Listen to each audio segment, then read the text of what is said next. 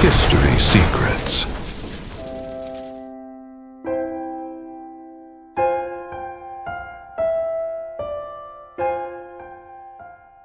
Il existe un moment dans l'histoire où un empire cesse d'agir avec stratégie et commence à agir par impulsion. C'est exactement ce que de nombreux analystes estiment être en train de se produire avec les États-Unis. L'idée que tout pourrait revenir à ce qu'il était auparavant, au scénario de 2020, ne tient plus. Même s'il y a des changements politiques internes, la logique impériale tend à se maintenir. Cela ne concerne pas seulement les gouvernements, mais des intérêts structurels. Et, dans ce nouveau contexte, quelque chose de fondamental commence à se fissurer. La relation avec les alliés. Pendant des décennies, les États-Unis ont maintenu leur influence mondiale non seulement par la force militaire, mais par la construction d'alliances stratégiques. Ces alliances reposaient sur des intérêts communs, même si elles étaient souvent justifiées par des valeurs partagées. Aujourd'hui, cette logique semble se dissoudre. À la place de la stratégie, l'idéologie apparaît. À la place du calcul géopolitique, émergeant des décisions impulsives, guidées par l'apparence et la démonstration de puissance. Et cela a des conséquences. L'une des plus évidentes est la perception croissante que la puissance américaine ne s'étend plus, mais se replie. Ce que nous voyons n'est pas seulement un usage plus agressif de la force, mais un changement de comportement. Un empire qui évitait autrefois les actions directes, privilégiant l'influence indirecte, agit désormais de manière explicite, presque théâtrale. Un exemple souvent cité est l'opération au Venezuela. La capture d'un chef d'État, son exposition publique comme trophée politique et la destruction de symboles nationaux n'étaient pas seulement des actes militaires. C'étaient des gestes chargés de sens. Des gestes qui, au lieu de consolider le pouvoir, pourraient détruire des ponts de manière irréversible. Car il existe une règle non écrite en géopolitique. Vous pouvez renverser un gouvernement, mais vous ne pouvez pas humilier une nation sans en payer le prix. En capturant et en exposant un dirigeant, on ne touche pas seulement l'individu. On atteint le peuple qu'il représente. On atteint l'identité nationale. Et cela génère quelque chose de bien plus dangereux qu'une résistance politique. Cela génère un ressentiment collectif. Ce type d'action marque une rupture importante. Pendant des décennies, les États-Unis ont évité ce type d'approche directe précisément parce qu'ils en comprenaient les conséquences. Ils préféraient opérer en coulisses, influencer les élites, financer des changements internes, façonner les récits. C'était ce qu'on appelait le soft power. Corruption, diplomatie, propagande, infiltration. Des outils silencieux mais extrêmement efficaces. Mais aujourd'hui, cette logique semble avoir été abandonnée. À sa place, apparaît la nécessité de démontrer la force de manière visible. De créer des images qui renforcent l'idée de domination. De transformer les actions géopolitiques en spectacle. Et c'est précisément là que de nombreux analystes identifient un schéma historique. Les empires en ascension pensent à long terme. Les empires en déclin pensent à l'impact immédiat. Lorsqu'un empire commence à sacrifier la stratégie au profit de l'apparence, cela indique généralement quelque chose de plus profond. La perte de contrôle de soi. La perte de capacité d'anticipation. Et, peut-être plus important encore, la perte d'humilité. Car l'arrogance est souvent le dernier stade avant l'effondrement. Et ce schéma n'est pas nouveau. Tout au long de l'histoire, les empires en déclin ne se contentent pas d'affronter leurs ennemis. Ils commencent à antagoniser leurs propres alliés. Ils exploitent ceux qu'ils protégeaient auparavant. Le résultat est prévisible. Isolement. Et, à terme, résistance globale. À court terme, ces actions peuvent sembler efficaces. Elles peuvent donner une impression de contrôle absolu. Elles peuvent créer l'illusion que le pouvoir reste incontesté. Mais à long terme, elles sèment les graines de quelque chose de bien plus vaste. Une réaction coordonnée. Un mouvement d'opposition qui n'apparaît pas immédiatement, mais qui croît silencieusement. Et lorsque ce mouvement finit par se manifester, il est déjà trop tard pour le contenir. Il existe un concept utilisé par certains penseurs pour décrire ce type de comportement, le micromilitarisme. L'idée est simple, mais profondément révélatrice. Lorsqu'un empire commence à perdre sa position mondiale, il cherche des victoires rapides contre des cibles plus faibles. Non pas parce que cela modifie l'équilibre réel du pouvoir, mais parce que cela aide à préserver l'image de force. C'est une forme de compensation. Une tentative de masquer le déclin à travers des démonstrations visibles de domination. Et, dans ce contexte, des actions comme l'intervention au Venezuela prennent un nouveau sens. Ce ne sont pas seulement des décisions stratégiques isolées. Ce sont des symptômes d'un schéma plus large. Un schéma où l'apparence devient plus importante que la conséquence. Car, du point de vue strictement géopolitique, cette logique soulève des questions. Même si un dirigeant est impopulaire, il représente toujours un État souverain. Et agir contre lui de cette manière dépasse toute évaluation individuelle. Le message envoyé ne concerne pas un seul dirigeant. Il concerne tous les pays qui observent. En Amérique du Sud, ce type d'action tend à produire un effet spécifique. L'unification. Des pays qui, historiquement, ont de profondes différences peuvent, face à une menace extérieure commune, trouver un point de convergence. La méfiance augmente. La perception change. Et ce qui était auparavant perçu comme une puissance stabilisatrice commence à être vu comme un agent d'instabilité. Cela modifie complètement le jeu. Car les alliances ne se construisent pas seulement sur des intérêts économiques. Elles reposent sur la confiance. Et la confiance, une fois brisée, est rarement restaurée.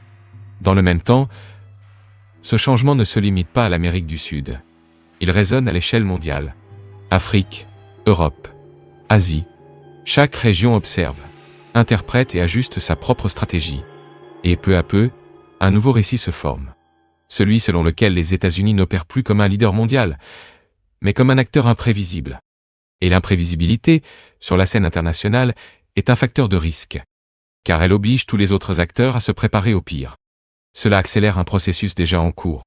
L'éloignement progressif. Les pays commencent à diversifier leurs alliances, à réduire leurs dépendances, à chercher des alternatives. Et ce mouvement, une fois lancé, est rarement inversé.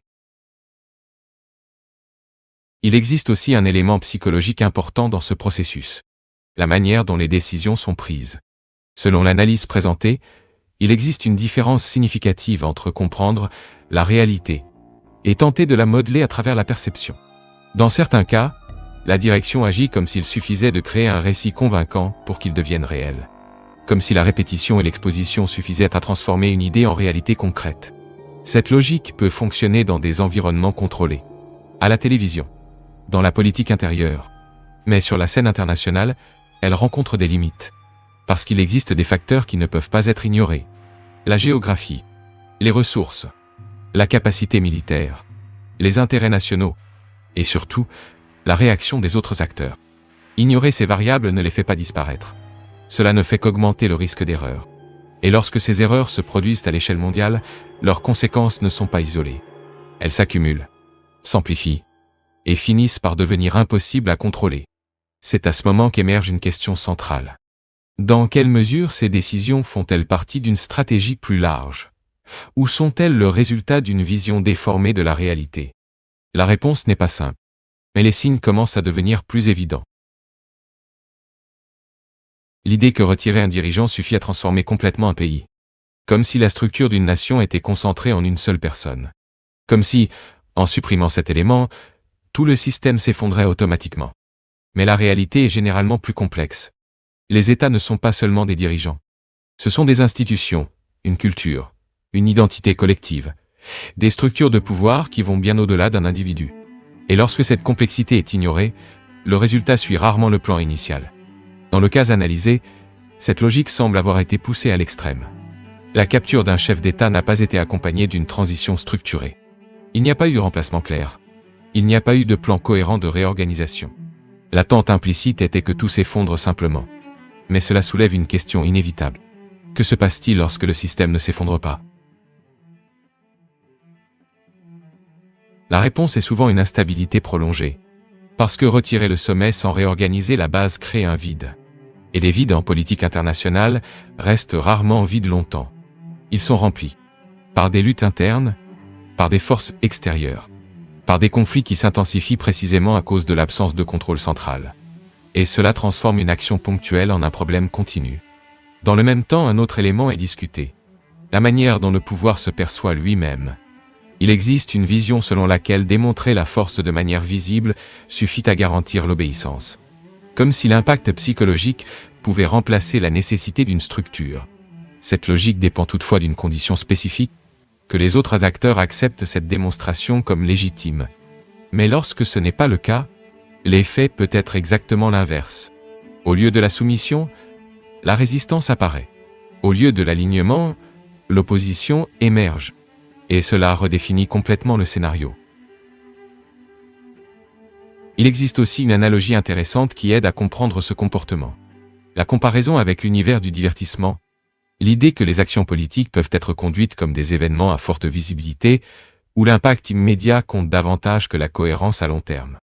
Dans ce contexte, les décisions sont prises non seulement pour leur effet réel, mais pour la manière dont elles seront perçues, pour leur impact visuel, pour le récit qui sera construit. Mais il existe une limite claire à cette approche. Parce que le monde réel ne répond pas comme un scénario. Il n'existe pas de contrôle absolu sur les réactions. Il n'existe aucune garantie que le récit sera accepté. Et lorsque cet écart entre perception et réalité devient trop grand, les erreurs commencent à s'accumuler. La confiance diminue. Et la marge de manœuvre se réduit rapidement. Cela nous mène à un point critique de l'analyse. La distinction entre pouvoir réel et pouvoir perçu. Un empire peut sembler fort, alors que ses bases s'affaiblissent. Il peut démontrer du contrôle, tout en perdant silencieusement de l'influence. Et cette différence n'est pas toujours visible à court terme. Mais avec le temps, elle devient impossible à ignorer. À mesure que ce scénario se développe, une autre couche d'analyse commence à émerger. L'expansion simultanée des conflits. Non pas en un seul point, mais dans plusieurs régions à la fois. Amérique latine, Moyen-Orient, Afrique, Asie. La présence militaire s'intensifie. Les opérations se multiplient. Et la logique qui semble guider ces actions est la même. Étendre l'influence avant un moment décisif. Ce moment, selon l'analyse présentée, aurait un jalon spécifique. Une négociation directe avec la Chine. Mais, pour atteindre ce point avec un avantage, il serait nécessaire de consolider le pouvoir dans d'autres régions. De démontrer du contrôle. De créer une position de force pouvant être utilisée comme levier. Et cela explique l'accélération.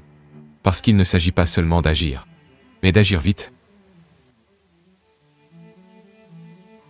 Dans cette logique, le Leiga Sud Global UE assume un rôle central. Contrôler cette région signifierait influencer des ressources stratégiques, des routes commerciales et des alliances émergentes. Et en même temps, exercer une pression directe sur les puissances concurrentes. Mais il existe un problème structurel dans cette approche. Chaque action génère une réaction. Et plus le nombre de fronts ouverts est élevé, plus la complexité de gestion augmente. Cela nous mène à un concept classique de la géopolitique. La surcharge impériale. Un empire peut disposer d'une grande puissance militaire, mais cela ne signifie pas qu'il puisse soutenir plusieurs conflits simultanément sans conséquence. Les ressources sont finies, la tension stratégique est limitée, et surtout, l'usure s'accumule. C'est à ce moment qu'intervient l'un des éléments les plus imprévisibles de toute l'équation. La réponse de la Chine. Contrairement à d'autres puissances, la Chine fonctionne avec plusieurs courants internes de pensée stratégique. Il n'existe pas une seule vision dominante, mais un éventail de possibilités constamment débattues. Certains défendent un alignement plus étroit avec la Russie. D'autres préfèrent une position plus équilibrée, évitant une dépendance excessive à un seul camp. Et cette division interne rend toute prévision extrêmement incertaine. Parce que la décision finale ne sera pas uniquement externe. Elle sera aussi le résultat de dynamiques internes, d'évaluation économique, de calcul de risque, et d'une lecture du contexte global au moment précis. Cela signifie que le résultat n'est pas prédéterminé, et que son impact, lui, le sera. Car, quel que soit le choix, il influencera directement les années à venir, peut-être même la prochaine décennie. Il existe cependant une possibilité évoquée, celle qu'un grand accord soit conclu. Un accord qui, à première vue, pourrait suggérer une stabilité, mais qui, en pratique, ne modifierait pas la trajectoire principale. Parce que les accords n'éliminent pas les tensions structurelles. Ils les réorganisent simplement. Et, dans certains cas, ils les intensifient même silencieusement. Cela crée une situation paradoxale. Même avec des négociations, même avec des avancées diplomatiques apparentes, le système global peut continuer à évoluer vers le conflit. Non pas à cause d'une erreur ponctuelle, mais en raison d'une incompatibilité structurelle. Et lorsque des systèmes entrent en conflit à ce niveau, les conséquences ne sont pas localisées, elles sont globales. Dans cette dynamique, un point se distingue comme un possible centre de convergence. L'Iran. Tout au long de l'analyse, il apparaît non seulement comme un autre foyer de tension, mais comme un objectif stratégique final.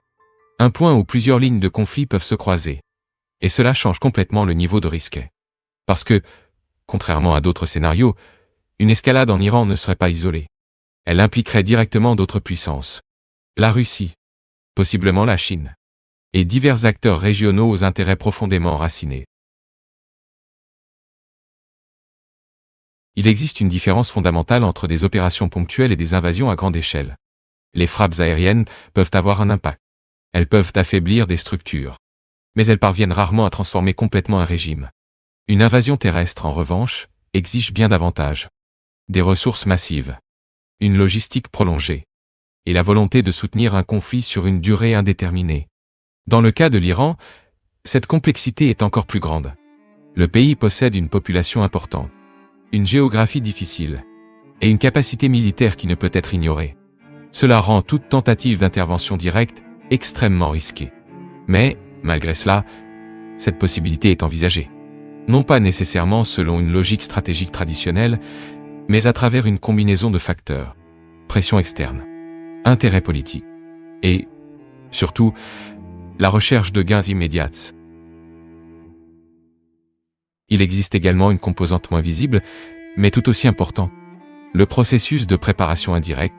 Avant toute action à grande échelle, on observe une intensification de mouvements internes. Insouciance, instabilité économique, soutien à des groupes dissidents, opérations clandestines. Ces éléments ne confirment pas une intervention imminente, mais ils indiquent un environnement en cours de transformation, un scénario en préparation. Et cela renforce la perception que le conflit, s'il se produit, ne sera pas soudain.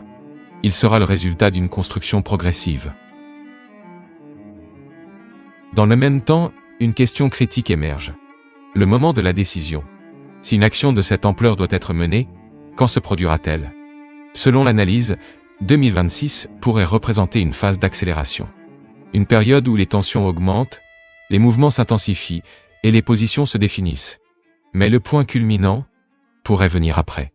Peut-être en 2027. Cette distinction est importante, car elle indique que tous les événements décisifs ne se produisent pas immédiatement après leur préparation. Certains nécessitent une maturation, un alignement de facteurs, et souvent, une fenêtre spécifique d'opportunité. Tout cela mène à une conclusion provisoire. Le scénario global ne se transforme pas seulement. Il se compresse.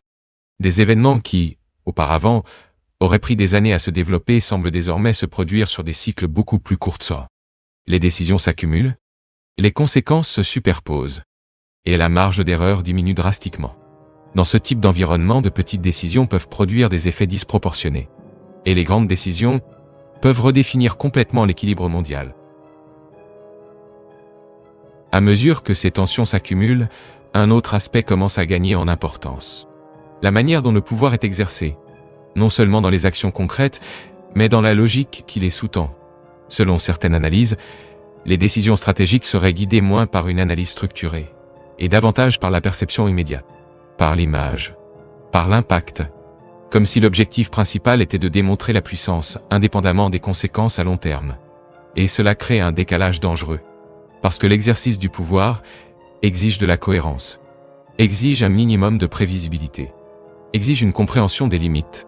Sans cela, ce qui reste, c'est l'improvisation.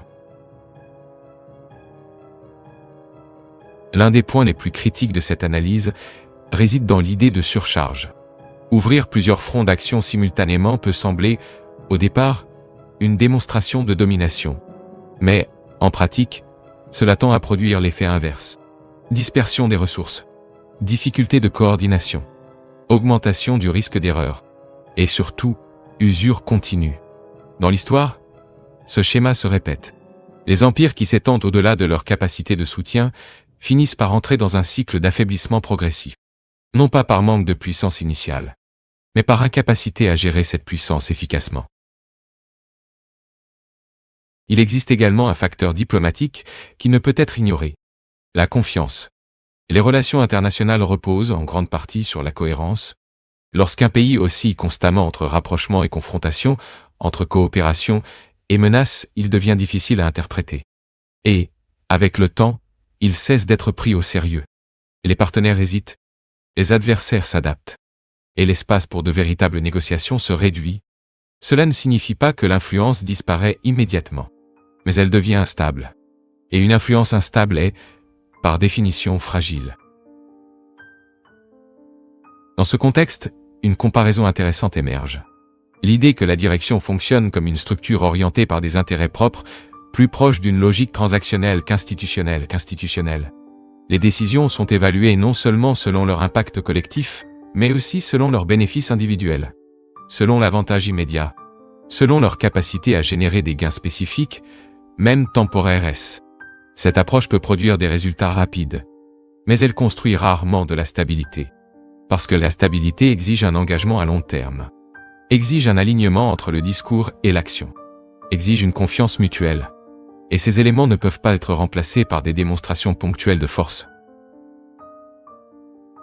Le résultat est un environnement de plus en plus imprévisible, où chaque mouvement doit être constamment réévalué, où les alliances deviennent volatiles, et où le risque d'escalade reste toujours présent. Cela nous conduit à une perception plus large. Le système international pourrait entrer dans une phase de transition, une période où les anciennes structures cessent de fonctionner, mais où les nouvelles ne sont pas encore pleinement définies. Et les périodes de transition sont, historiquement, les plus instables, parce que c'est à ce moment-là que les règles changent. Et lorsque les règles changent, le comportement des acteurs change aussi. S'il existe un point où toutes ces lignes convergent, il pourrait être plus proche qu'il n'y paraît. Pas nécessairement dans un événement isolé, mais dans une séquence de décisions qui, ensemble, définissent une nouvelle direction. Au fil de l'analyse, un moment spécifique est mis en avant. Une rencontre, une négociation, un point où deux grandes puissances pourraient redéfinir, même temporairement, l'équilibre mondial. Mais qu'est-ce qui est réellement en jeu dans ce type de rencontre? À première vue, l'idée d'un accord peut suggérer la stabilité. La perception que les tensions peuvent être réduites, que les intérêts peuvent être alignés, que les conflits peuvent être évités. Mais, dans des scénarios complexes, les accords sont rarement des solutions définitives. Ce sont des ajustements, des réorganisations, des redistributions d'influence. Et souvent, ils ne font que retarder des conflits qui restent latents. Parce que les causes structurelles demeurent. La compétition pour les ressources, la lutte pour l'influence, les divergences idéologiques, et surtout, des intérêts qui ne sont pas pleinement compatibles. Il existe une métaphore qui aide à illustrer ce type de situation. Lorsque de grandes forces se mettent en mouvement, l'impact ne se limite pas à elles. Tout ce qui les entoure est affecté. Même lorsqu'il y a coopération, les effets sur les autres peuvent être tout aussi profonds. Parce que le système n'est pas statique. Il réagit, s'adapte, et dans certains cas, subit les conséquences sans participer directement aux décisions. Cela soulève une réflexion importante. Que se passe-t-il pour ceux qui ne sont pas au centre de ces négociations? Les nations plus petites, les régions périphériques, les sociétés qui bien souvent sont impactées sans avoir d'influence sur le processus. La réponse n'est pas simple. Mais l'histoire suggère un schéma.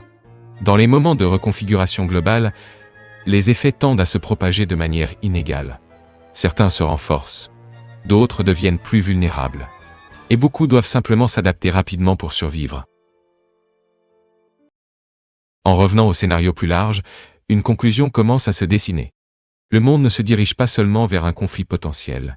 Il traverse une transformation structurelle, un réagencement des forces, une redéfinition des rôles. Et ce type de transformation ne se produit pas de manière linéaire. Il implique des avancées et des reculs, des accords et des ruptures, des moments de stabilité suivis de nouvelles tensions. Face à cela, la question la plus pertinente n'est peut-être pas de prévoir exactement ce qui va se passer, mais de comprendre le type de processus en cours. Un processus dans lequel des décisions à court terme peuvent générer des conséquences à long terme, dans lequel l'apparence de force peut masquer des fragilités internes, et dans lequel la vitesse des événements réduit la capacité de correction. Au final, l'analyse ne pointe pas vers une seule certitude, mais vers un ensemble de possibilités, des scénarios qui dépendent de choix encore non faits, de réponses encore indéfinies, et de facteurs qui continuent d'évoluer. Peut-être que le véritable point de bascule ne réside pas dans un seul événement, mais dans la somme de tous, dans la manière dont il se connecte, dans la façon dont il s'amplifie, et dans le moment où il cesse d'être réversible. Parce que, lorsque ce moment arrive, l'histoire ne peut plus revenir en arrière. De nombreuses civilisations ont prospéré avant la nôtre. Certaines ont dominé de vastes territoires. D'autres ont disparu presque sans laisser de traces. Ce qu'il reste, Ce sont des indices dispersés dans le temps. Monuments silencieux. Manuscrits fragmentés. Histoires transmises à travers les générations. Chaque découverte nous rapproche un peu plus de la vérité. Mais l'histoire garde encore de nombreux secrets. Vous regardez History Secret. Car certains secrets de l'histoire attendent encore d'être révélés.